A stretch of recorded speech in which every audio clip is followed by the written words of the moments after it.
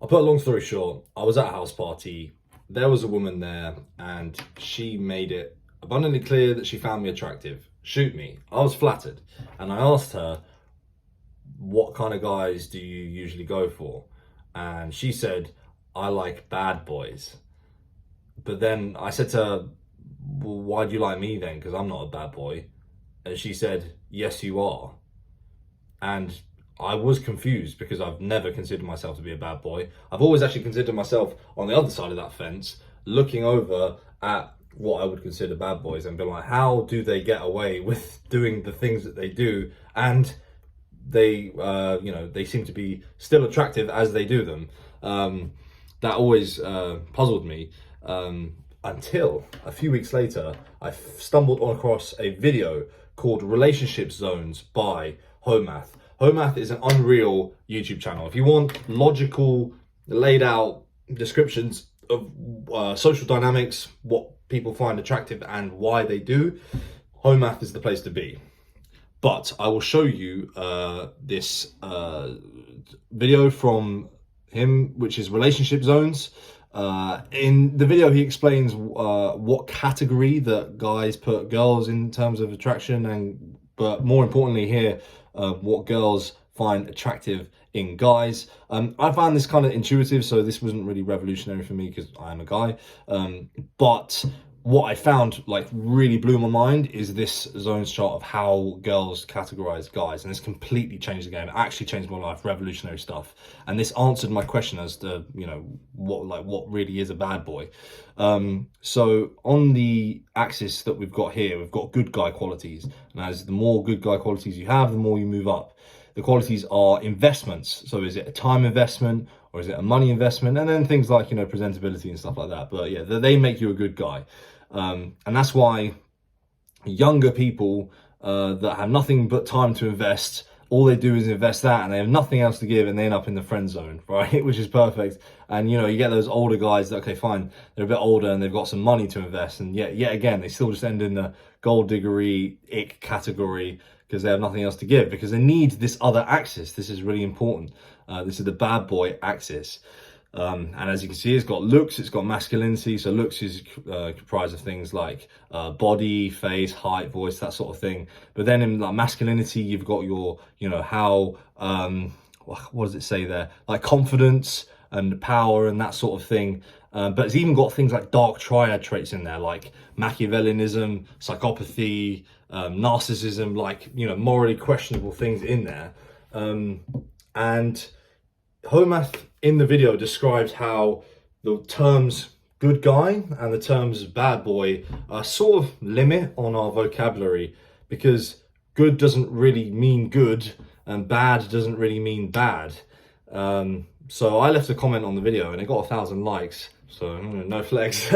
But I said that a better label for the good guy axis would be like loving. How much love are you capable of providing? Is that in terms of time or money or that sort of thing?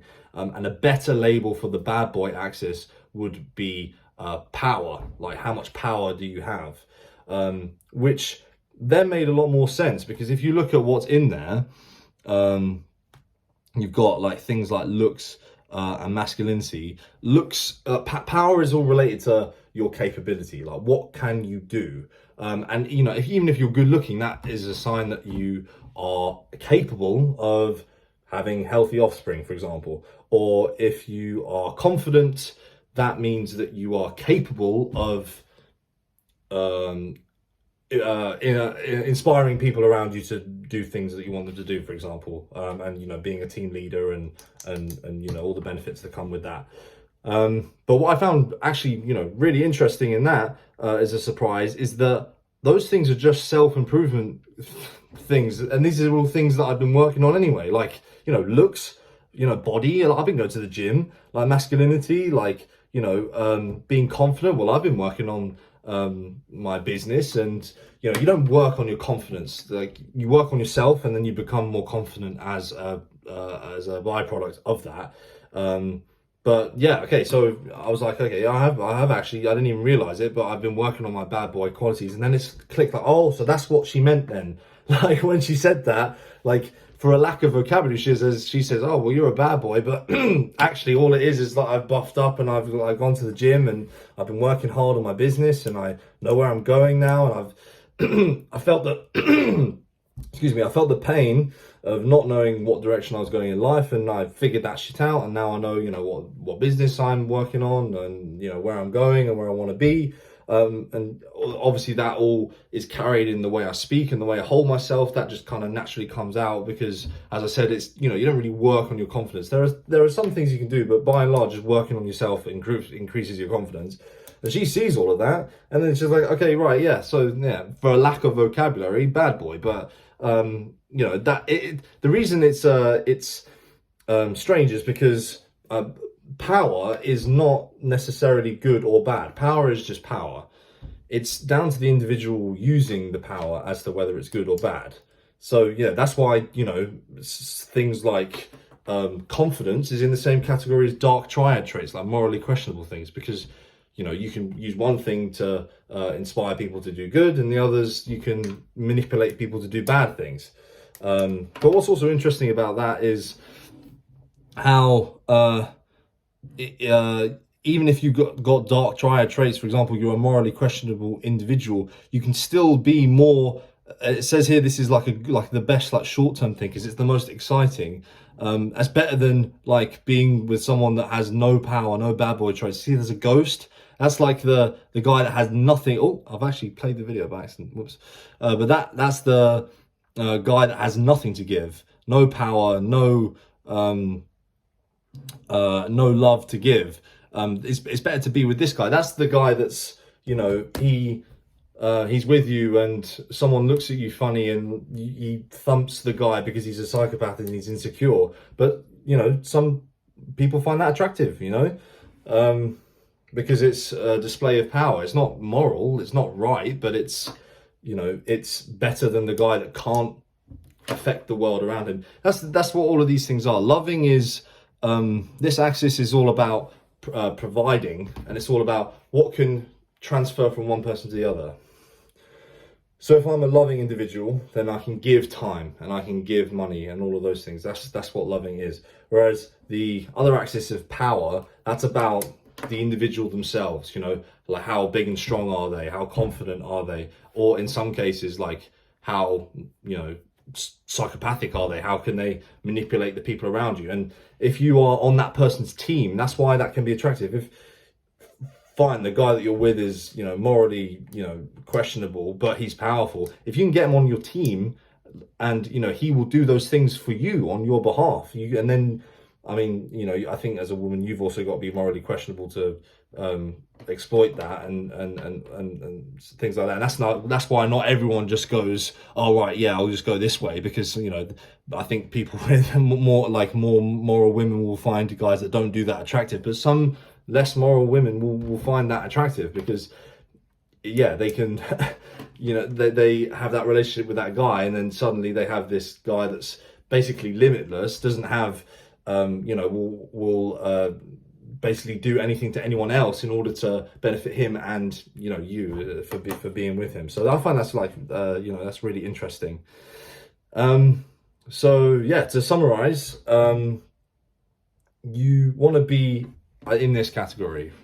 I think this is the best place to be, Prince Charming, right? And that's what I'm aiming to be. I want to be able to provide time and money and all of these other qualities here, but I also want to have these, now that I know they're called this bad boy traits, but it's all just self-improvement. That's all we talk about on this channel. I didn't even realize it, but it's all of those things, like just making yourself the most capable. That's the one word that sticks in my mind the most and has done since then. Just being capable individual. What can you do?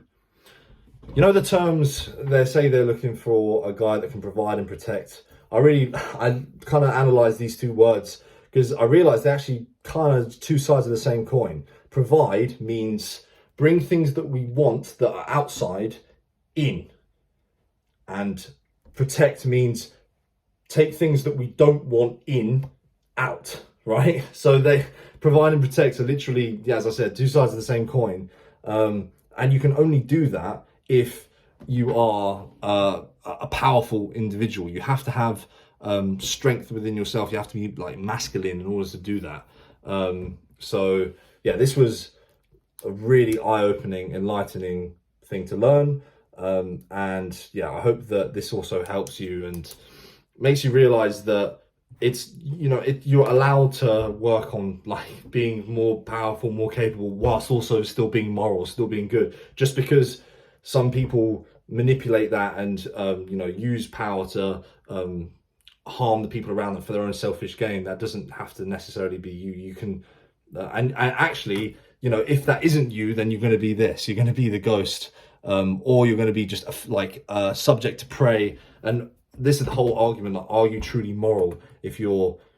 Are you really good or bad? If you don't have the choice to be good or bad, once you have power, then you can choose whether to be good or bad. So, becoming a powerful individual gives you the chance to prove to yourself and the world that you are good. Because if you never have any power, how would we know? How would you know? But yeah, I find that really interesting. So yeah, be a good boy, be a bad boy at the same time. That's the goal.